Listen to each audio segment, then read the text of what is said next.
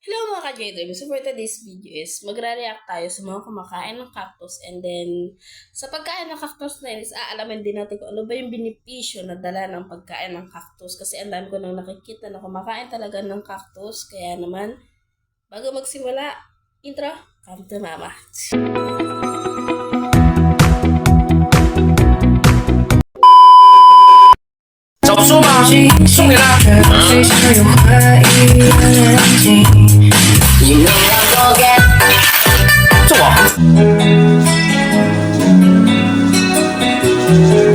Grabe, sarap na sarap sila sa pagkain ng cactus.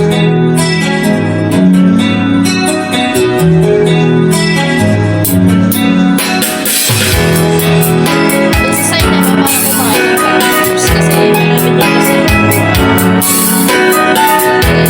James kung bakit sinubukan din niya ang pagkain ng cactus. Nakuha ko yung cactus namin sa likod ng bahay namin. Bigla na lang itong tumubo, lumaki na lumaki. Yung cactus po na kinakain, ang tawag po doon yung nopales na cactus. Ito rin ang karaniwang klase na ginagamit sa Mexican dishes. So, baka may And now, nagpalas he's gonna show us how he eats it. Unang-una po is tinatanggal ko po yung tinik. Pangalawa po is binabalawan ko po siya sa malinis na tubig. Pangatlo, pwede na po siyang kainin. Kainin na, manyaman! Sinubukan daw niyang maghanap ng perfect sausawan para sa cactus.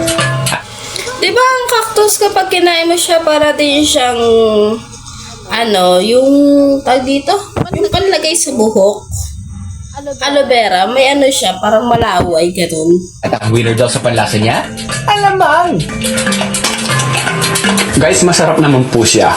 Lasang balimbing. May pagkaasim po siya. Tapos kinalaunan nawawala po yung pagkaasim po niya. Actually po, maraming mga studies na sinasabi na may mga sakit na nakakagaling yung nopales na cactus. So, kasama po doon yung ulcer, yung diabetes, tsaka yung inflammatory problems. Ayos. Mga katulong pala to sa sa sakit. Kung naisip pong kumain ng cactus, siguraduhin niyo po na alam niyo kung ano yung cactus na kinakain niyo kasi mahirap din baka kayo ay ma-poison.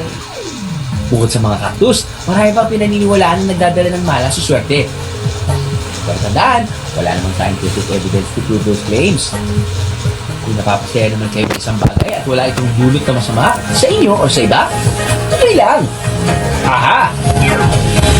Grabe nga yun mga ka-J-Dreams, no? So, meron palang ganun, meron palang good benefits yung pagkain natin ng cactus, pagkain ng cactus ng mga iba. Kaya nagtataka kami before na ang daming kumakain ng cactus, bakit hindi ba sila napopoison, ganun. Kasi 'di ba, dito sa Pilipinas, bihira ang kumakain ng cactus. Yes po, bihira.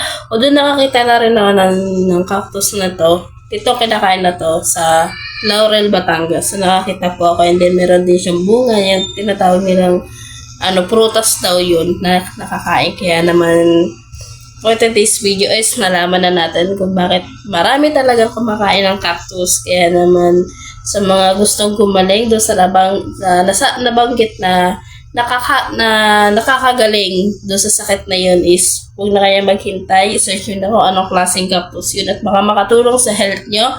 And then, maraming salamat sa panonood. Yun lang for today's video. See you sa next video. Paalam!